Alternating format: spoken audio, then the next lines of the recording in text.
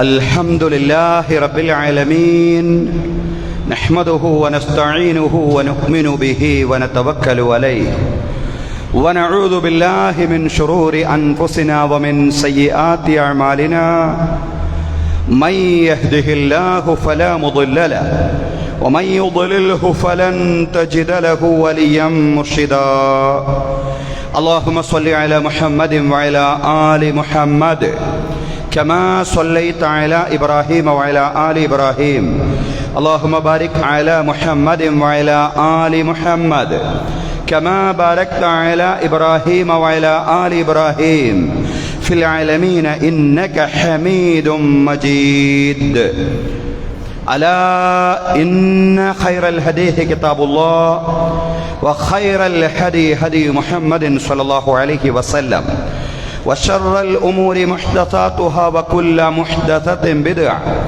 وكل بدعة ضلالة وكل ضلالة في النار رب اشرح لي صدري ويسر لي أمري واحلل عقدة من لساني يفقهوا قولي أيها الناس أوصيكم وإياي أولا بتقوى الله يا أيها الذين آمنوا اتقوا الله حق تقاته ولا تموتن إلا وأنتم مسلمون أعوذ بالله من الشيطان الرجيم بسم الله الرحمن الرحيم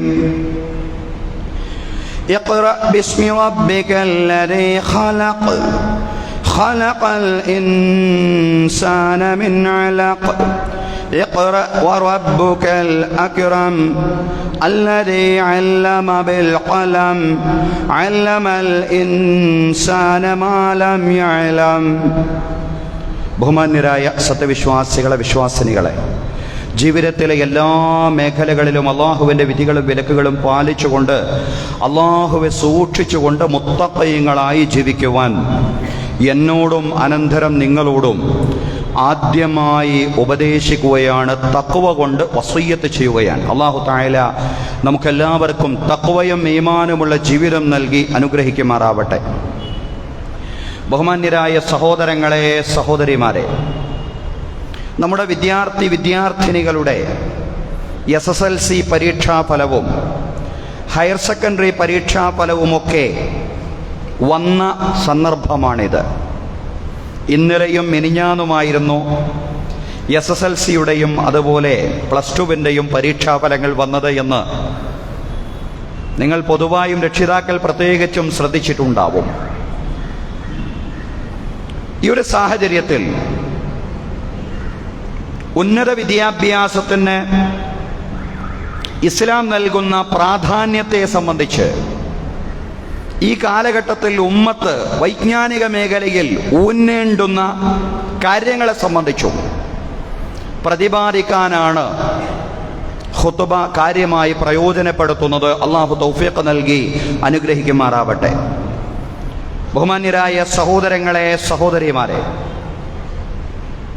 അള്ളാഹുവിൻ്റെ ഗ്രന്ഥം വിശുദ്ധ ഖുർആൻ, ലോകത്ത് അവതീർണമായ അവസാനത്തെ വേദഗ്രന്ഥം. ഈ വേദഗ്രന്ഥത്തിൽ ആദ്യമായിട്ട് അവതരിപ്പിക്കപ്പെടുന്ന വചനങ്ങൾ പഠനത്തിൻ്റെ, വായനയുടെ പ്രാധാന്യം പറഞ്ഞുകൊണ്ടുള്ളതാണ്. അങ്ങനെ നോക്കുമ്പോൾ വായനയ്ക്കും പഠനത്തിനും ഇസ്ലാമിനെ പോലെ പ്രാധാന്യം കാണുന്ന മറ്റൊരു ദർശനവും മറ്റൊരു മതവും മറ്റൊരു ഇസവും മറ്റൊരു പ്രത്യയശാസ്ത്രവും ലോകത്തില്ല എന്ന് നമുക്ക് ഉറപ്പിച്ചു പറയാൻ കഴിയും. കാരണം വേദഗ്രന്ഥം അവതരിക്കുന്നത് തന്നെ വായിക്കുക എന്ന് പറഞ്ഞുകൊണ്ടാണ്. സൂറത്തുൽ അലഖിലെ ആദ്യ വചനങ്ങൾ വായനയുടെ പ്രാധാന്യം പറയുന്നതാണ്. ഇഖ്റ ബിസ്മി റബ്ബിക്കല്ലദീ ഖലഖ് ഖലഖൽ ഇൻസാന മിൻ അലഖ് ഇഖ്റ വറബ്ബുക്കൽ അക്രം അല്ലദീ അല്ലമ ബിൽ ഖലം അല്ലമൽ ഇൻസാന മാ ലം യഅലം. നിന്നെ സൃഷ്ടിച്ച നിന്റെ നാഥന്റെ നാമത്തിൽ വായിക്കുക.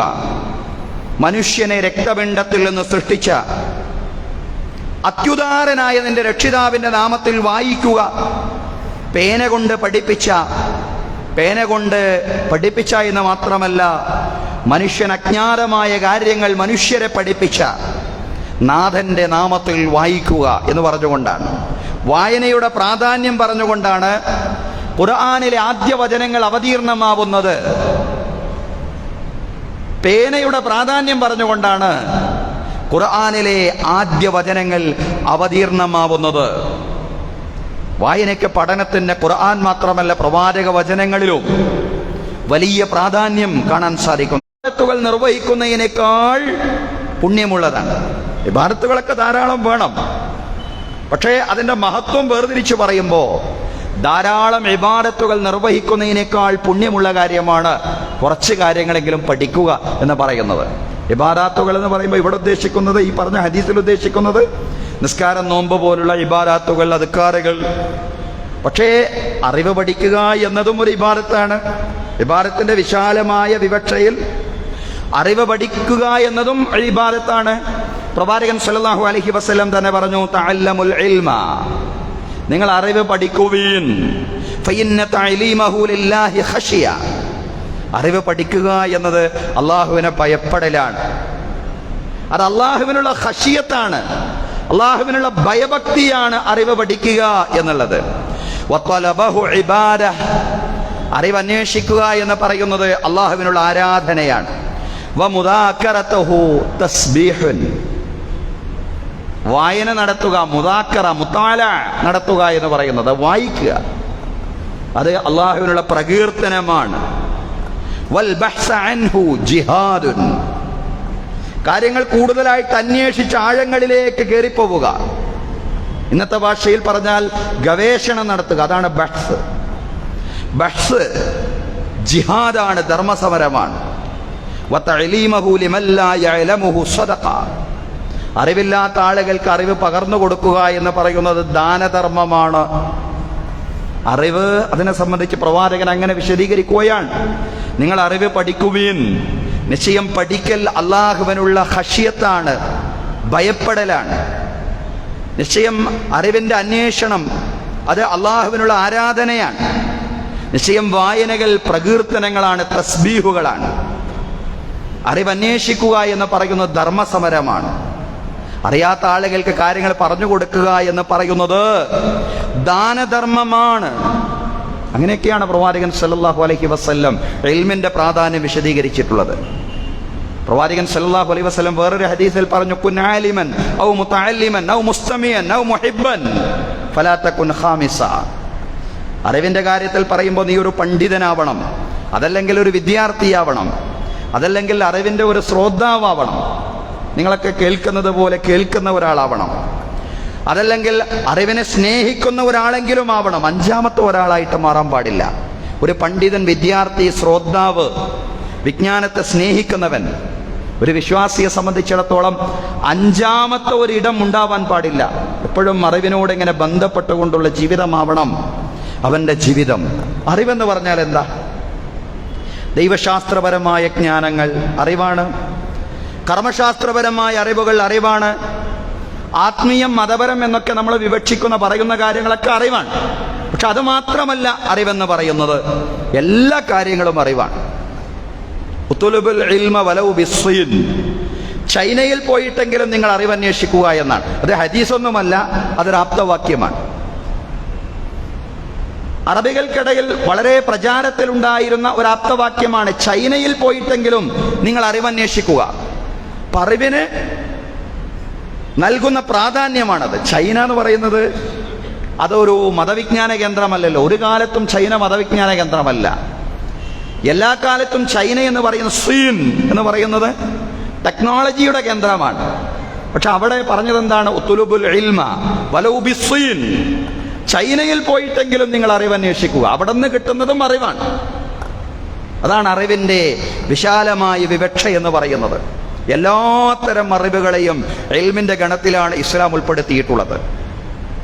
അള്ളാഹുവിന്റെ നാമത്തിൽ വായിക്കാൻ കഴിയുന്ന, പഠിക്കാൻ കഴിയുന്ന മുഴുവൻ അറിവുകളും, ബിസ്മി ചൊല്ലി പഠിക്കാനും വായിക്കാനും കഴിയുന്ന, അന്വേഷിക്കാനും കഴിയുന്ന മുഴുവൻ കാര്യങ്ങളും ഇസ്ലാമിന്റെ ഭാഷയിൽ ഇൽമാണ്.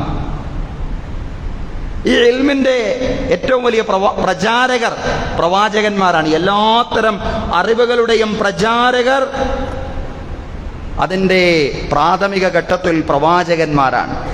അതാണ് വഅല്ലമ ആദമൽ അസ്മാഅ കുല്ലഹ. ആദമിനെ എല്ലാ നാമങ്ങളും പഠിപ്പിച്ചു എന്ന് പറഞ്ഞു. എല്ലാ നാമങ്ങളും ആദമിനെ പഠിപ്പിച്ചു എന്നാണ് ഖുർആൻ പറയുന്നത്. എല്ലാ അറിവുകളും വളർന്നതും വികസിച്ചതും പ്രവാചകന്മാരിലൂടെയാണ്. ലോകത്തിലെ ഒന്നാമത്തെ കർഷകൻ ആദം അലൈഹിസ്സലാമയാണ്. കൃഷി എന്ന് പറഞ്ഞാലും ഒരു ജ്ഞാനമാണ്. ഇന്ന് അതിന് നമ്മൾ അഗ്രികൾച്ചർ എന്ന് പറയും, കാർഷിക ജ്ഞാനം. ഒന്നാമത്തെ കർഷകൻ ആദം അലൈഹിസ്സലാമയാണ്. തച്ചുശാസ്ത്രത്തിൽ ലോകത്ത് ആദ്യമായി വൈദഗ്ധ്യം നേടിയത് നൂഹ് നബി അലൈഹിസ്സലാമയാണ്.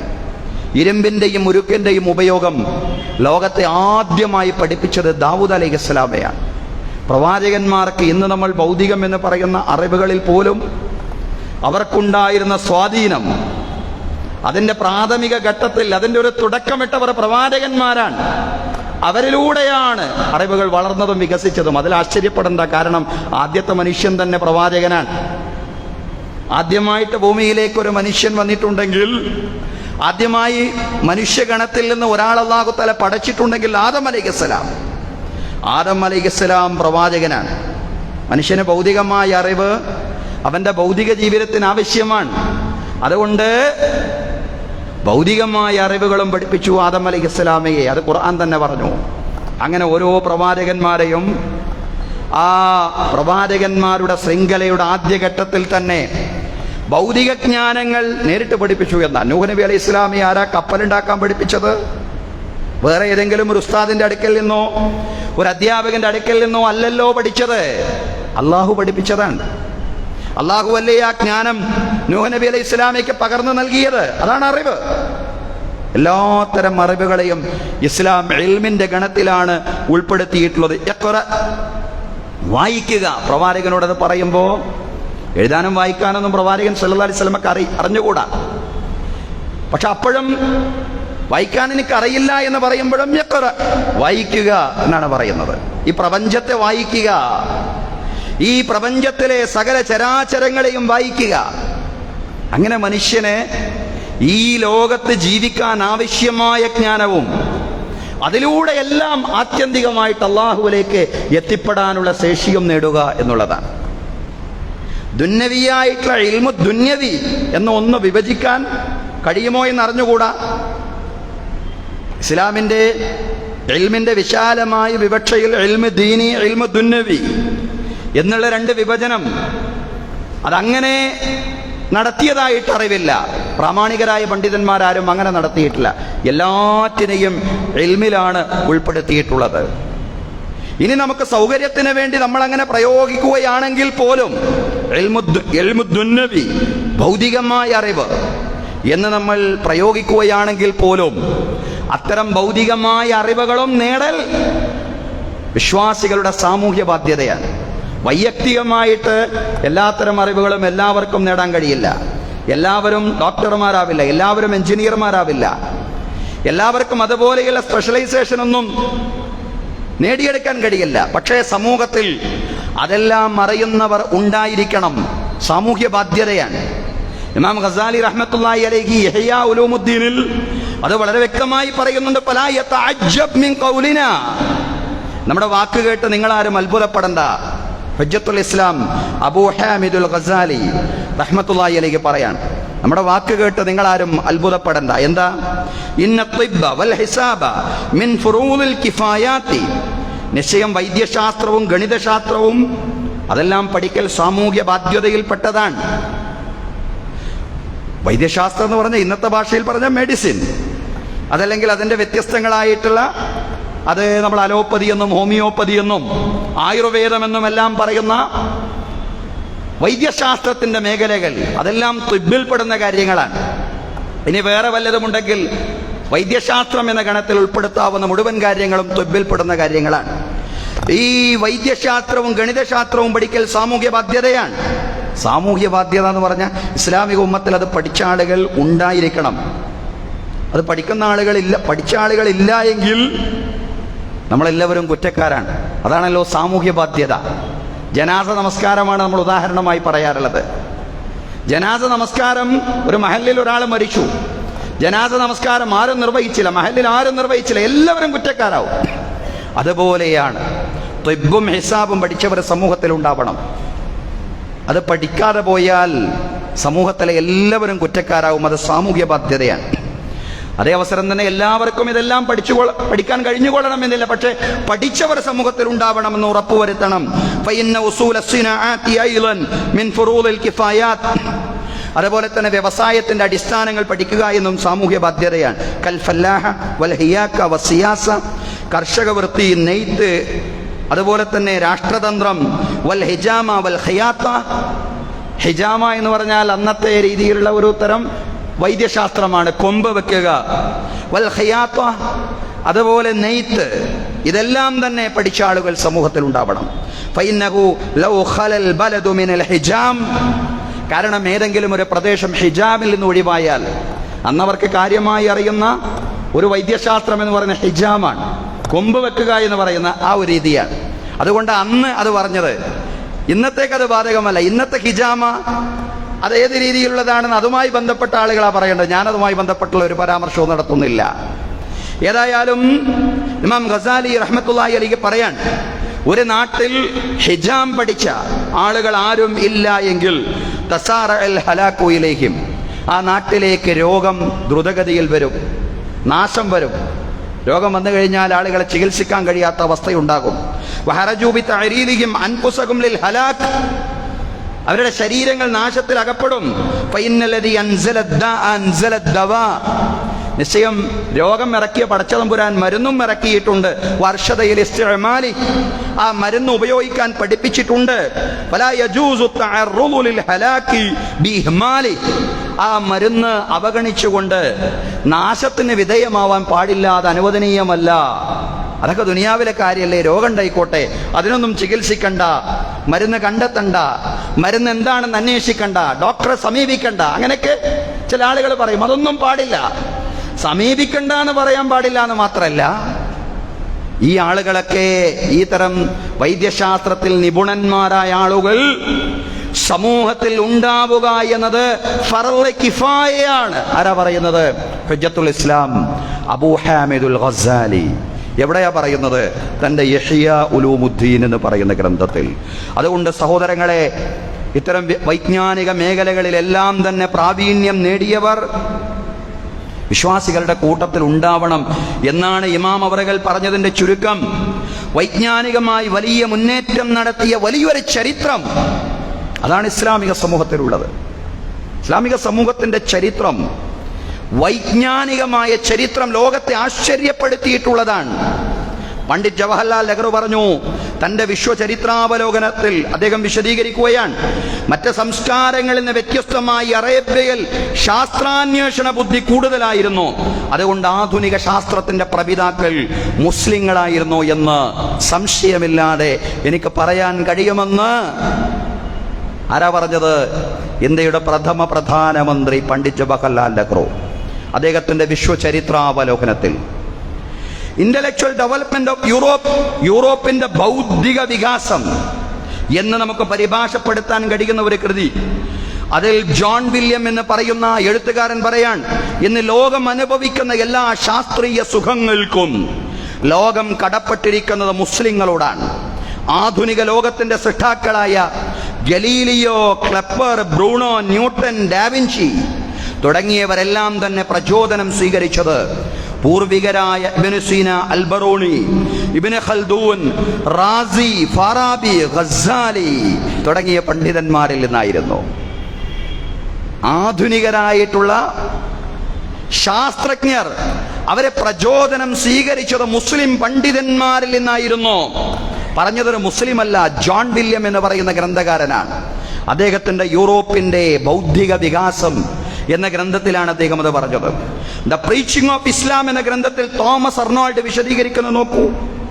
അദ്ദേഹം പറയാണ്, ഇബ്നു സീന എന്ന് പറഞ്ഞ ഇസ്ലാമിക ലോകത്ത് വന്ന വലിയ പണ്ഡിതൻ, ഇബ്നു സീനയുടെ അൽ ഖാനൂൻ ഫി തിബ്ബ് പോലെ വൈദ്യശാസ്ത്ര മേഖലയിൽ ഗവേഷണം നടത്തപ്പെട്ട വേറൊരു ഗ്രന്ഥമില്ല.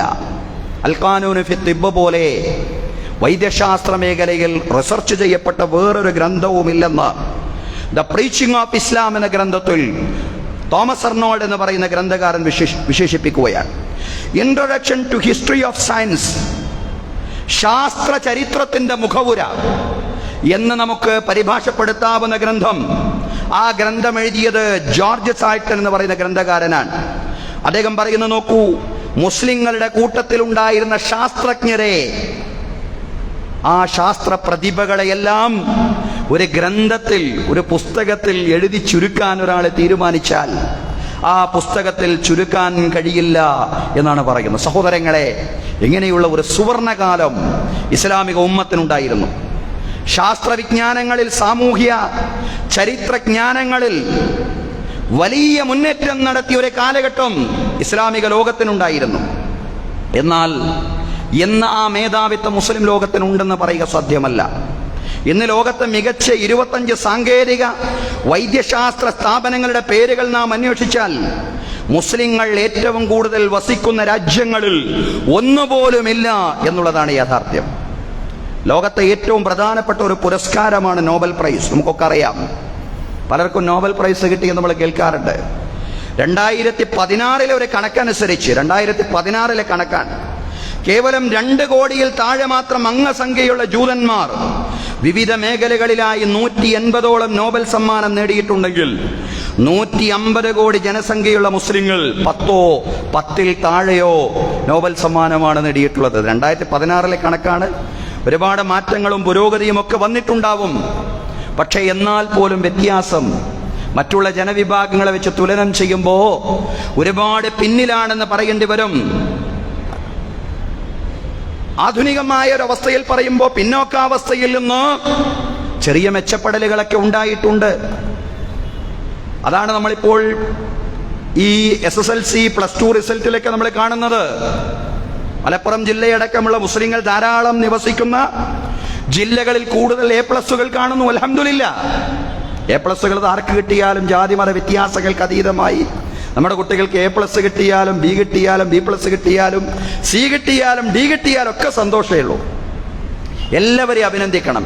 A+ കിട്ടിയ കുട്ടികൾ മാത്രമല്ല, എല്ലാവർക്കും കിട്ടിയിട്ടുള്ളത് അവരുടെ അധ്വാനത്തിന്റെ ഫലമാണ്. ആ അധ്വാനത്തെ നമ്മൾ അംഗീകരിക്കണം. ചില കുട്ടികൾക്ക് ചില വിഷയങ്ങളിൽ വേണ്ടത്ര മാർക്ക് സ്കോർ ചെയ്യാൻ സാധിക്കണമെന്നില്ല, പക്ഷേ അവരും പലതിലും നേടിയിട്ടുണ്ട് എന്നതിനാൽ ഒരു വിഷയത്തിൽ തോറ്റാൽ പോലും ജയിച്ച വിഷയത്തിൽ അഭിനന്ദിക്കുക എന്നതിനാണ് രക്ഷിതാക്കളും അതുപോലെ അധ്യാപകരും ബന്ധപ്പെട്ട ആളുകളും ഒക്കെ ശ്രമിക്കേണ്ടത്.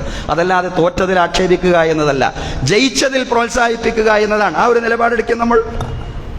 തോറ്റ വിഷയങ്ങളൊക്കെ അത് വീണ്ടും എഴുതിയെടുക്കാം, അതല്ലെങ്കിൽ ജീവിതത്തിൽ വേറെ ലെവലിൽ വിജയിക്കാം. ഈ പരീക്ഷയ്ക്ക് ഒഴിവാക്കിയ മേഖലനെ ഒഴിവാക്കി പോയാലും ജീവിതത്തിൽ വേറെ മേഖലയിൽ വിജയിക്കാം. പിന്നെ ആ മനുഷ്യനായിരിക്കും ഒരുപക്ഷെ ഈ വിദ്യാഭ്യാസ സ്ഥാപനങ്ങൾക്ക് നേതൃത്വം കൊടുക്കുന്നത്. അങ്ങനെയുള്ള ഒരുപാട് ആളുകൾ വേണ്ടത്ര പഠിച്ചിട്ടൊന്നും ഉണ്ടാവില്ല, പക്ഷെ ഒരുപാട് കോളേജുകളും സ്കൂളുകളൊക്കെ നടത്തുന്ന ഒരുപാട് ആളുകൾ സമൂഹത്തിലുണ്ടല്ലോ. അതുകൊണ്ട് ആരെയും മോശക്കാരാക്കണ്ട. എല്ലാ കുട്ടികളും മിടുക്കന്മാരാണ്. എല്ലാവരെയും പ്രോത്സാഹിപ്പിക്കുക എന്നുള്ളതാണ് സഹോദരങ്ങളെ. അതോടൊപ്പം തന്നെ നമ്മുടെ വിദ്യാഭ്യാസ മുന്നേറ്റം നമ്മുടെ ഒരു സ്വപ്നമായിട്ട് എന്നും നിലനിൽക്കണം എന്നുള്ളതാണ്. ഇന്നിപ്പോൾ നേടിയെടുത്ത ധാരാളം A+ മുസ്ലിം കുട്ടികളിലും അൽഹംദുലില്ലാഹ് അതൊക്കെ കണ്ടുവരുന്നു. പക്ഷെ അതുകൊണ്ട് മാത്രമായില്ല, ഓരോ കാലഘട്ടത്തിലും നേടേണ്ടുന്ന അറിവുകളും കഴിവുകളും എല്ലാം നമ്മുടെ കുട്ടികൾ നേടണം. അത് തന്നെ ഖുർആനും പറയുന്നത്, വഅഇദ്ദൂ ലഹും മസ്തതഅതും മിൻ ഖുവ്വ. നിങ്ങൾ കഴിവിന്റെ പരമാവധി ശക്തി സംഭരിക്കുകയും. വൈജ്ഞാനികമായ ശേഷിയൊക്കെ ഈ ഖുവ്വത്തിൽ പെടുന്നതാണ്. കഴിവിന്റെ പരമാവധി നിങ്ങൾ ശക്തി സംഭരിക്കുകയും വൈജ്ഞാനികമായ അറിവും മികവും നേടിയെടുക്കുക.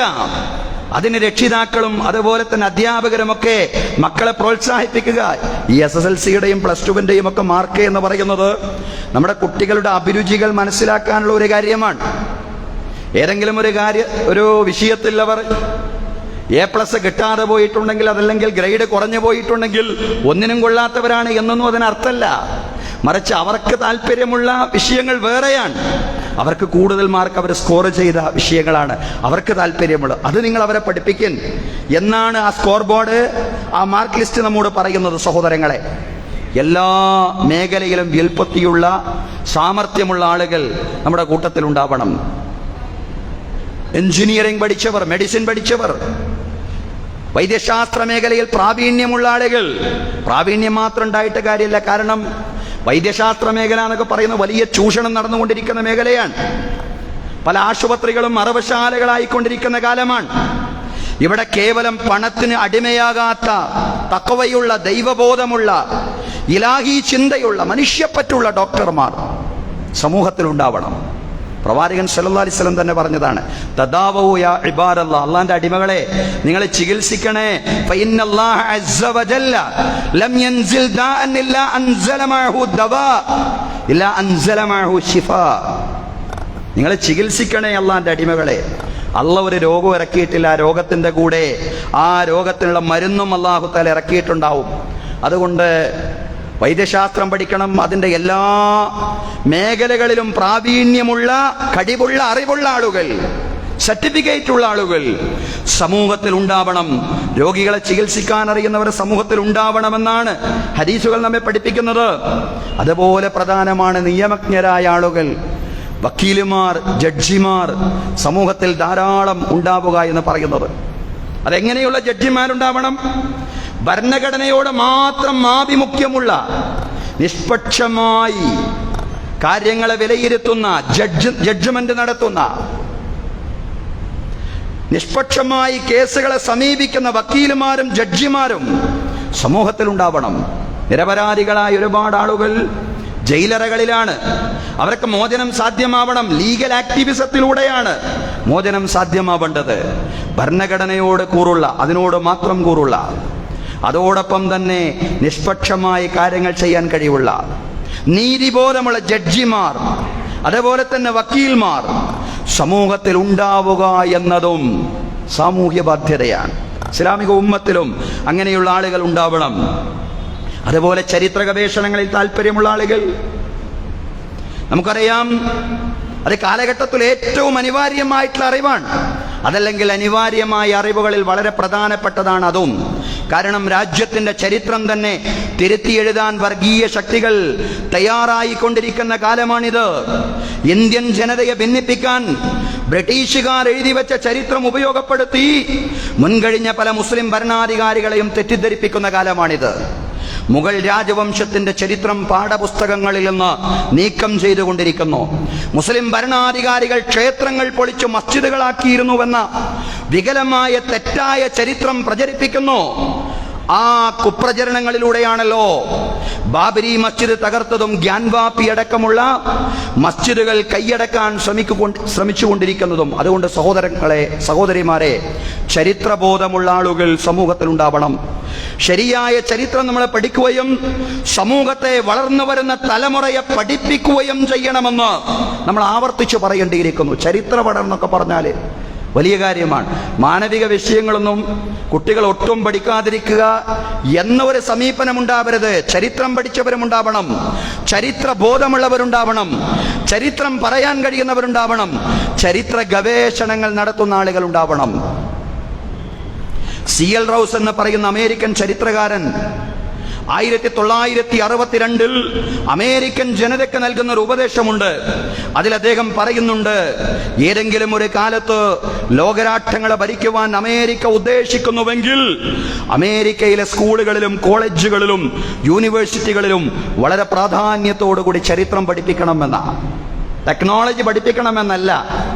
ടെക്നോളജിയൊക്കെ പഠിക്കും മനുഷ്യർ. ടെക്നോളജിയൊക്കെ സാധാരണക്കാരടക്കം കൈകാര്യം ചെയ്തുകൊണ്ടിരിക്കുന്ന കാലമാണ്.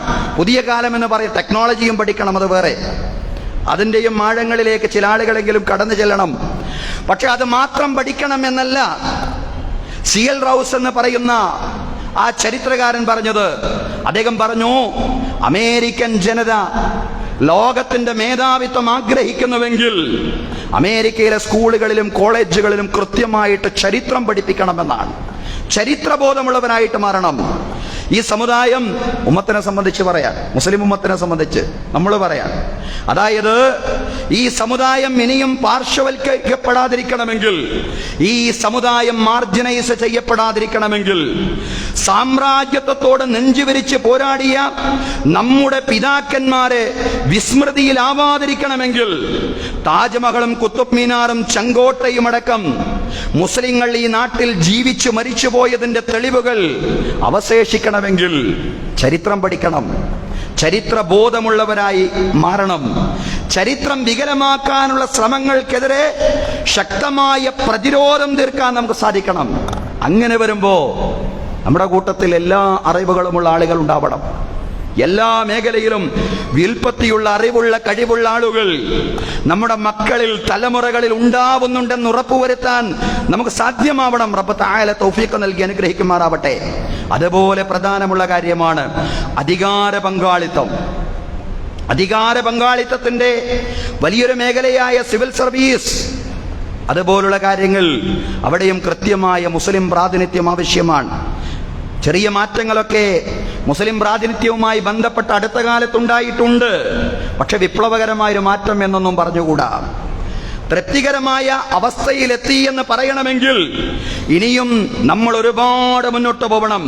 കാരണം ഈ മേഖലയിലേക്ക് സമുദായം കടന്നു വന്നത് തന്നെ കൃത്യമായി പറഞ്ഞാൽ കളക്ടർമാരെയും ചീഫ് സെക്രട്ടറിമാരെയും അംബാസഡർമാരെയും വാർത്തെടുക്കുന്ന സിവിൽ സർവീസ് പരീക്ഷയ്ക്ക് മുസ്ലിം ഉദ്യോഗാർത്ഥികൾ വരുന്നത് തന്നെ സ്വാതന്ത്ര്യം കിട്ടി 25 കൊല്ലത്തിന് ശേഷമാണ്. അപേക്ഷിക്കാൻ തുടങ്ങുന്നത് തന്നെ. അതിന് മുമ്പ് ഒറ്റപ്പെട്ട ചില ആളുകളൊക്കെ അപേക്ഷിച്ചിട്ടുണ്ടാവും. പക്ഷെ വ്യാപകമായ രീതിയിൽ എന്നൊന്നും പറയാൻ കഴിയില്ല. കുറച്ചാളുകളെങ്കിലും അപേക്ഷിക്കാൻ തുടങ്ങിയത് സ്വാതന്ത്ര്യം കിട്ടി 4 നൂറ്റാണ്ട് കഴിഞ്ഞിട്ടാണ്. അപ്പോഴാണ് ആ ബോധമൊക്കെ ഉണ്ടായത്. ഇപ്പോഴാണ് നമ്മുടെ ചെറുപ്പക്കാർക്ക് ഇതൊക്കെ നമുക്കും സാധ്യമാവുന്ന കാര്യമാണ്, സിവിൽ സർവീസും അതുപോലുള്ള പരീക്ഷകളുമൊക്കെ എന്ന ചിന്തയുണ്ടായത്. എന്നാലും വേണ്ടത്ര ഗൗരവത്തിൽ ആ വിഷയങ്ങളെ സമീപിക്കുവാൻ പലപ്പോഴും നമുക്ക് സാധിക്കുന്നില്ല എന്നുള്ളതാണ്.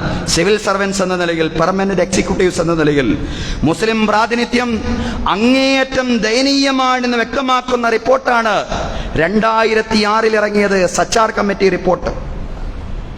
2006 രജീന്ദ്രൻ സച്ചാർ ചെയർപേഴ്സണായുള്ള ആ സമിതി മുന്നോട്ട് വെച്ച റിപ്പോർട്ടിൽ മുസ്ലിം പ്രാതിനിധ്യത്തിന്റെ ദയനീയാവസ്ഥ വളരെ കൃത്യമായി പറയുന്നുണ്ടായിരുന്നു.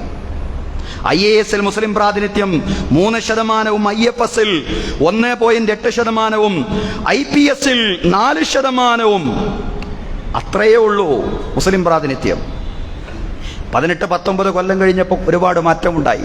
2006 നിന്ന് നമ്മൾ 2025 വരുമ്പോ ഒരുപാട് മാറ്റങ്ങളുണ്ടായി. പക്ഷേ വലിയൊരു മാറ്റം ബ്യൂറോക്രസിയിൽ, മുസ്ലിം പ്രാതിനിധ്യത്തിൽ ഉണ്ടായിട്ടില്ല എന്ന് പറയുന്നതാണ് ശരി. ഇതൊക്കെ പറയുന്നത് എന്താണ്? ഇങ്ങനെ മുസ്ലിങ്ങൾ മാത്രം ഉണ്ടായാൽ മതിയോ? താങ്കളെപ്പോലുള്ള ആളുകൾ വിശേഷിച്ച് മുസ്ലിങ്ങൾ മാത്രം പറയുന്ന ആളാണോ? അങ്ങനെ പറയേണ്ടുന്ന ആളാണോ എന്നൊക്കെ ചില ആളുകളെങ്കിലും ഓൺലൈനായിട്ട് കേൾക്കുമ്പോൾ ചില ആളുകൾക്കൊക്കെ തോന്നും. പക്ഷെ അതല്ല ഇവിടെ വിഷയം. ഇവിടെ എല്ലാ സമൂഹങ്ങൾക്കും, എല്ലാ സമുദായങ്ങൾക്കും ഭരണനിർവഹണത്തിൽ പ്രാതിനിധ്യം ഉണ്ടാകുമ്പോഴാണ് നമ്മുടെ ജനാധിപത്യം അതിൻ്റെ പൂർണ്ണതയിലെത്തുന്നത്. ഏതെങ്കിലും ഒരു സമുദായത്തിന് മാത്രം പ്രാതിനിധ്യം ലഭിക്കുമ്പോൾ, അതല്ലെങ്കിൽ ഒരു സമുദായത്തിന്റെ പ്രാതിനിധ്യം ആവശ്യമായ അളവിൽ നിന്നും കുറഞ്ഞു പോകുമ്പോൾ അവിടെ ജനാധിപത്യത്തിന്റെ പരാജയമാണ്. ഒരു നാട് എത്രത്തോളം ജനാധിപത്യപരമായി ഉയർന്നു നിൽക്കുന്നു എന്നത് വിലയിരുത്തേണ്ടത് വിവിധ വിഭാഗങ്ങൾ ഉദ്യോഗ ഭരണരംഗത്ത് എത്രത്തോളം പ്രാതിനിധ്യം ഉറപ്പുവരുത്തുന്നു എന്നതിന്റെ അടിസ്ഥാനത്തിലാണ്. അതിന്റെ അടിസ്ഥാനത്തിലാണ് ജനാധിപത്യത്തിന്റെ പൂർണ്ണതയെ മനസ്സിലാക്കേണ്ടത്. മുസ്ലിം സമൂഹത്തെ സംബന്ധിച്ചിടത്തോളം ഇന്നത്തെ അപരവൽക്കരണത്തിൽ നിന്ന് രക്ഷപ്പെടാനുള്ള ഏറ്റവും വലിയ മാർഗവും ഈ പ്രാതിനിധ്യം ഉറപ്പുവരുത്തുക എന്നത് തന്നെയാണ്. അതുകൊണ്ട് മറ്റാരെങ്കിലും കുറ്റപ്പെടുത്തിയിട്ട കാര്യമില്ല.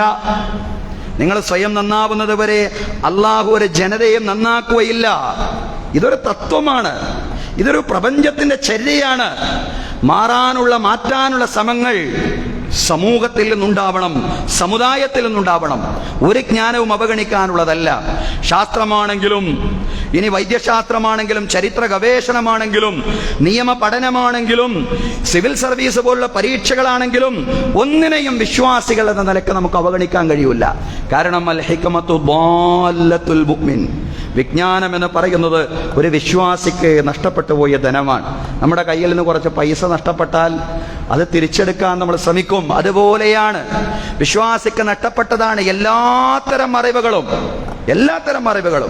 ഇന്നമാ യഖ്ഷല്ലാഹ മിൻ ഇബാദിഹിൽ ഉലമാ എന്നാണ്. അള്ളാഹുവിന്റെ അടിമകളിൽ നിന്ന് അള്ളാഹുവിനെ ഭയപ്പെടുന്നത്, അള്ളാഹുവിനെ അറിഞ്ഞവരാണ് പണ്ഡിതന്മാർ. ആരാ പണ്ഡിതൻ എന്ന് പറയുന്നുണ്ട് ഖുർആനിൽ?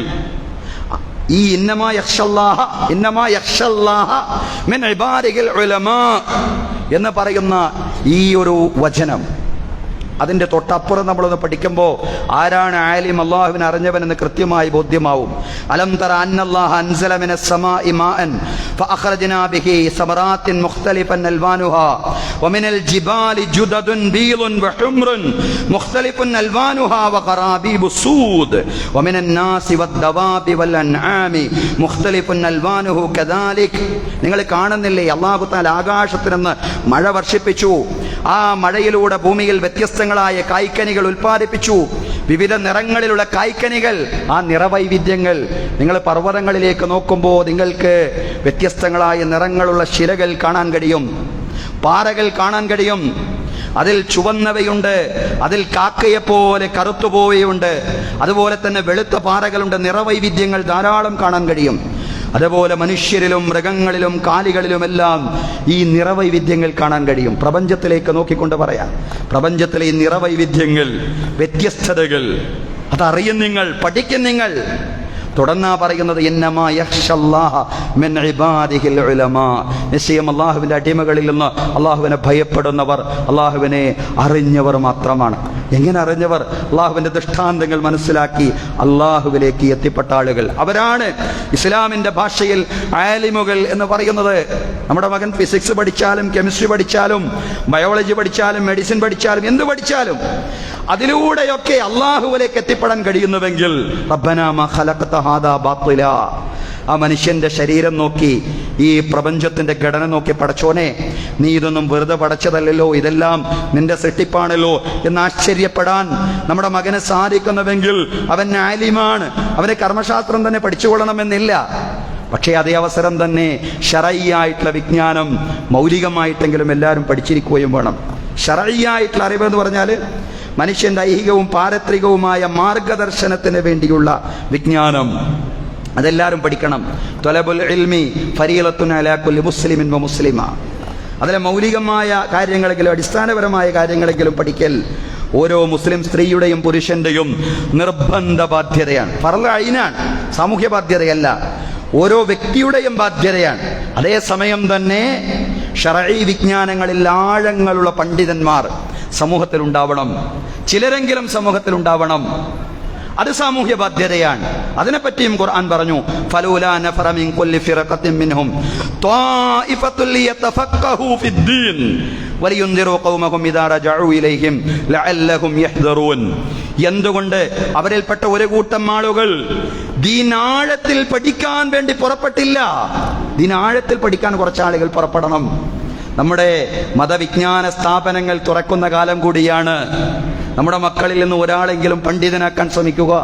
അതല്ലെങ്കിൽ എല്ലാ കുടുംബത്തിൽ നിന്നും ഓരോ പണ്ഡിതന്മാർ ഉണ്ടായിട്ടില്ലെങ്കിലും ഒരു പ്രദേശത്തിൽ, ഒരു കവലയിൽ ഒരു പണ്ഡിതനെങ്കിലും ദീൻ ആഴത്തിൽ അറിയുന്ന, ദീനുമായി ബന്ധപ്പെട്ടൊരു വിഷയം വന്നാൽ മതവിധി പറയാൻ കഴിയുന്ന, സമീപിക്കാൻ കഴിയുന്ന ഒരാളെങ്കിലും നമ്മുടെ മഹല്ലിലോ നമ്മുടെ പ്രദേശത്തോ ഉണ്ടെന്നുറപ്പുവരുത്താൻ സാധിക്കുക എന്നതും പ്രധാനമാണ്. സഹോദരങ്ങളെ, മതവിജ്ഞാനങ്ങളാണെങ്കിലും ശാസ്ത്രജ്ഞാനങ്ങളാണെങ്കിലും ചരിത്ര വിജ്ഞാനങ്ങളാണെങ്കിലും എല്ലാറ്റിനെയും പ്രോത്സാഹിപ്പിക്കുന്ന സമീപനമാണ് ഇസ്ലാമിന്റെ സമീപനം എന്ന് പറയുന്നത്.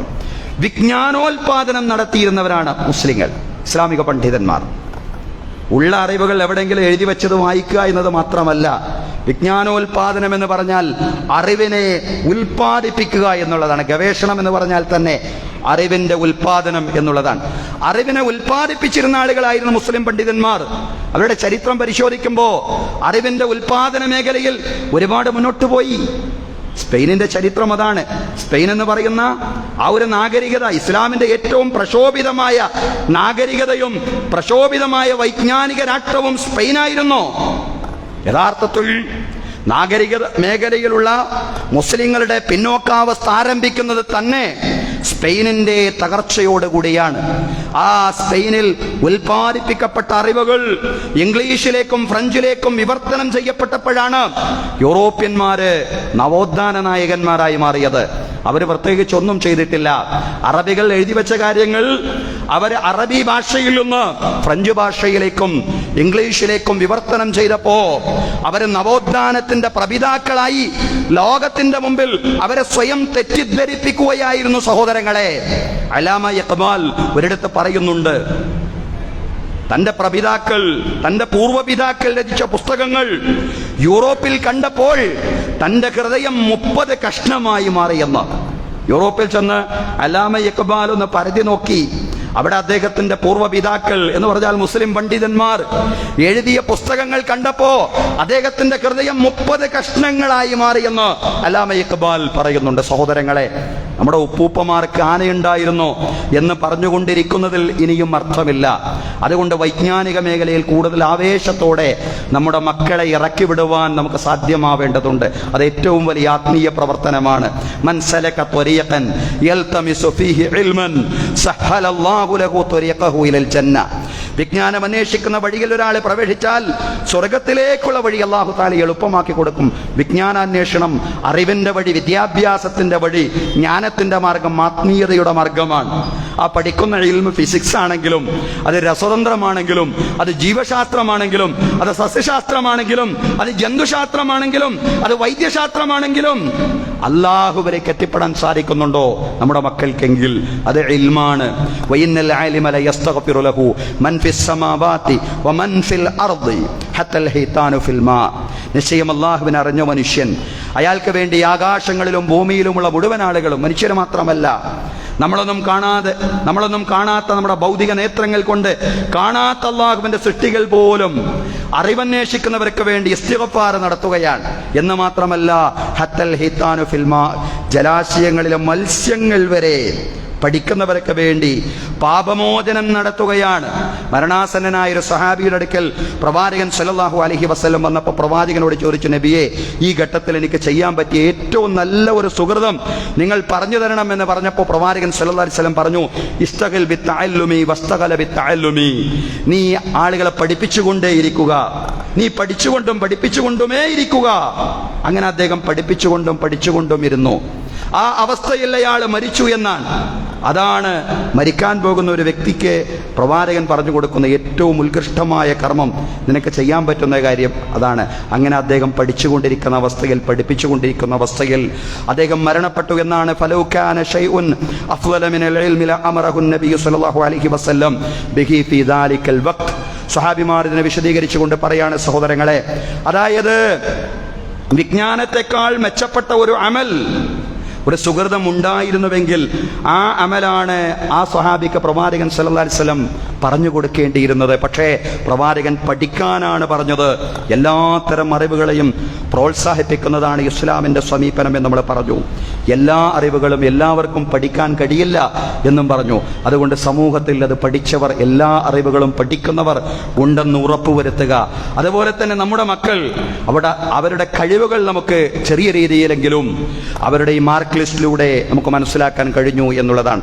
അവരുടെ ഗ്രേഡ് ഷീറ്റിലൂടെ നമുക്ക് മനസ്സിലാക്കാൻ കഴിഞ്ഞു എന്നുള്ളതാണ്. ഒരിക്കലും തന്നെ അവരെ ഇകഴ്ത്താൻ വേണ്ടിയുള്ളതല്ല, അവരെ നിരുത്സാഹപ്പെടുത്താൻ വേണ്ടിയുള്ളതല്ല, അവരെ കുറ്റപ്പെടുത്താൻ വേണ്ടിയുള്ളതല്ല ഈ പരീക്ഷാഫലം എന്ന് പറയുന്നത്. മറിച്ച് നമ്മുടെ മക്കളുടെ അഭിരുചി നമ്മൾ മനസ്സിലാക്കി, അതുകൊണ്ട് നമ്മുടെ മക്കൾക്ക് താല്പര്യമുള്ള മേഖല ഏതാണോ, നമ്മൾ ഒരിക്കലും തന്നെ രക്ഷിതാക്കളും അധ്യാപകരും ഒരു സമ്മർദ്ദവും നടത്തരുത്.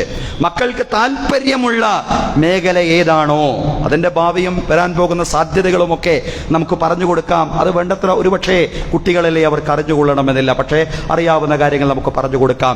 അങ്ങനെ മക്കൾക്ക് സാധ്യമാവുന്ന കാര്യങ്ങൾ അവർക്ക് പഠിപ്പിക്കുക. അല്ലാഹു തആല എല്ലാ വിജ്ഞാനങ്ങളിലും പ്രാവീണ്യമുള്ള ഒരു ഉമ്മത്തായി ഈ ഉമ്മത്തിനെ മാറ്റുമാറാവട്ടെ. അഖൂലു ഖൗലി ഹാദാ വ അസ്തഗ്ഫിറുല്ലാഹ ലീ വലക്കും. യാ അയ്യുഹല്ലദീന ആമനു തഖുല്ലാഹ വഖൂലു ഖൗലൻ സദീദാ യുസ്ലിഹ് ലക്കും അഅമാലക്കും വയഗ്ഫിർ ലക്കും ദുനൂബക്കും വമൻ യുതിഇല്ലാഹ വറസൂലഹു ഫഖദ് ഫാസ ഫൗസൻ അളീമാ. ഇന്നല്ലാഹ വമലായികതഹു യുസല്ലൂന അലൻ നബി യാ അയ്യുഹല്ലദീന ആമനൂ സ്വല്ലൂ അലൈഹി വസല്ലിമൂ തസ്ലീമാ.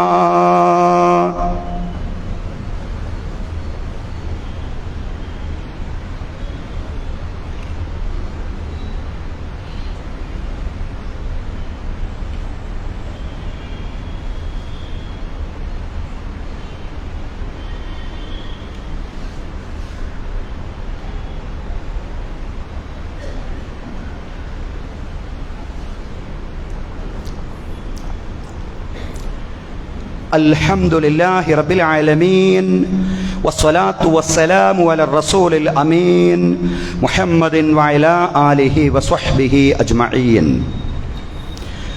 أيها الناس أوصيكم وإياي ثانيا بتقوى الله. أعوذ بالله من الشيطان الرجيم. بسم الله الرحمن الرحيم. يا أيها الذين آمنوا اتقوا الله حق تقاته ولا تموتن إلا وأنتم مسلمون. ബഹുമാന്യരായ സത്യവിശ്വാസികളെ വിശ്വാസിനികളെ, ജീവിതത്തിൻ്റെ നിഖില മേഖലകളിലും അള്ളാഹുവിൻ്റെ വിധികളും വിലക്കുകളും പാലിച്ചുകൊണ്ട് അള്ളാഹുവെ സൂക്ഷിച്ചുകൊണ്ട് മുത്തഖീങ്ങളായി ജീവിക്കുവാൻ ഒരിക്കൽ കൂടി എന്നോടെന്ന പോലെ നിങ്ങളോടും ഉപദേശിക്കുകയാണ്. തഖ്വ കൊണ്ട് വസിയ്യത്ത് ചെയ്യുകയാണ്. അള്ളാഹു തആല നമുക്കെല്ലാവർക്കും തഖ്വയും ഈമാനുമുള്ള ജീവിതം നൽകി അനുഗ്രഹിക്കുമാറാവട്ടെ. അള്ളാഹു നമ്മെ ഇവിടെ ഒരുമിച്ച് കൂട്ടിയതുപോലെ നാളെ അവൻ്റെ നിരവധി അനുഗ്രഹങ്ങൾ നിറഞ്ഞ ജന്നാത്തുൽ ഫിർദൗസിലും ഒരുമിച്ച് കൂട്ടുമാറാവട്ടെ. അള്ളാഹു തആല നമ്മുടെ എല്ലാ പ്രവർത്തനങ്ങളും അവൻ്റെ പ്രീതിയിലും അവൻ്റെ പൊരുത്തത്തിലുമാക്കി തീർക്കുമാറാവട്ടെ. നമ്മിൽ നിന്ന് മരണപ്പെട്ടു പോയ നമ്മുടെ മാതാപിതാക്കൾ, ബന്ധുമിത്രാദികൾ, അയൽവാസികൾ എല്ലാവർക്കും അള്ളാഹു മഗ്ഫിറത്തും മർഹമത്തും നൽകി അനുഗ്രഹിക്കുമാറാവട്ടെ. അവരുടെയും നമ്മുടെയും ബർസഖി ജീവിതം അള്ളാഹു കണ്ണെത്താ ദൂരത്തോളം വിശാലമാക്കി തരുമാറാവട്ടെ, വിശാലമാക്കി കൊടുക്കുമാറാവട്ടെ. വലത് കൈയിൽ ഗ്രന്ഥം നേടിയെടുക്കുന്നവരുടെ കൂട്ടത്തിലും റസൂലുള്ളാഹി സ്വല്ലല്ലാഹു അലൈഹി വസല്ലമയുടെ ശഫാഅത്തുൽ ഉലമായുടെ ഭാഗമാവുന്നവരുടെ കൂട്ടത്തിലും റസൂലുള്ളാഹി സ്വല്ലല്ലാഹു അലൈഹി വസല്ലമയുടെ കരങ്ങളിൽ നിന്ന് ഹൗദുൽ കൗസറിന്റെ മഹത്തായ പാനീയം വാങ്ങിച്ചു കുടിക്കുന്നവരുടെ ഗണത്തിലും സുറാത്തിലൂടെ മിന്നൽ വേഗത്തിൽ പ്രയാണം ചെയ്യുന്നവരുടെ കൂട്ടത്തിലും ഫിർദൗസിൽ പ്രവാചകന്മാരോടൊപ്പം സുദ്ദീഖുകളോടൊപ്പം ശുഹദാക്കളോടൊപ്പം സ്വാലിഹീങ്ങളോടൊപ്പം സന്തോഷത്തോടെ ശാശ്വതമായി സംഗമിക്കുന്നവരുടെ ഗണത്തിലും അല്ലാഹു തആല നമ്മെ എല്ലാവരെയും നമ്മുടെ കുടുംബാംഗങ്ങളെയും ഉൾപ്പെടുത്തി അനുഗ്രഹിക്കുമാറാവട്ടെ. നമ്മുടെ ഭാര്യ സന്താനങ്ങളെ അല്ലാഹു കൺകുളിർമ പ്രദാനം ചെയ്യുമാറാവട്ടെ. നമ്മുടെ മക്കൾക്ക് അല്ലാഹു ഉയർന്ന വിദ്യാഭ്യാസവും ഉന്നതമായ തൊഴിലും നൽകി അനുഗ്രഹിക്കുമാറാവട്ടെ. സർവോപരി തഖ്വയും ഈമാനും അല്ലാഹു തആല നമുക്കും നമ്മുടെ മക്കൾക്കും നമ്മുടെ കുടുംബാംഗങ്ങൾക്കും അല്ലാഹു തആല വർദ്ധിപ്പിക്കുമാറാവട്ടെ. അല്ലാഹുവേ, ഫലസ്തീൻ മക്കളെ നീ സഹായിക്കണമേ റബ്ബേ.